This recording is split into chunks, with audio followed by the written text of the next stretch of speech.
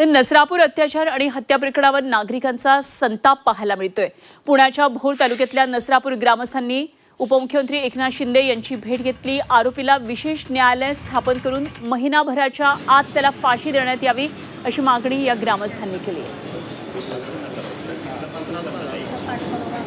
जनतेच्या संतापाचा हा उद्रेक पाहायला मिळतोय। नसरापूरमध्ये चिमुरडीवर झालेला लैंगिक अत्याचार आणि त्याच्यानंतर तिची झालेली हत्या या सगळ्या प्रकरणानंतर संपूर्ण महाराष्ट्रामध्ये तीव्र प्रतिक्रिया पाहायला मिळतात।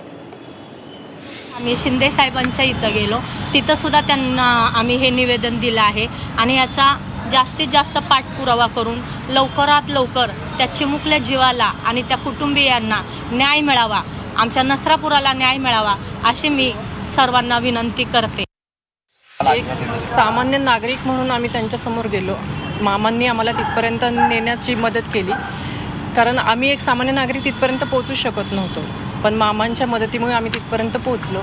आणि आम्ही सरांना विनंती केली, माननीय शिंदे सरांना, की आम्हाला ह्या गोष्टीमध्ये तुम्ही न्याय मिळवून द्या आणि नसरापूरला जो कलंक लागला आहे तो पूर्णपणे मिटावा, हीच आम्ही त्यांच्याकडे विनंती केलेली।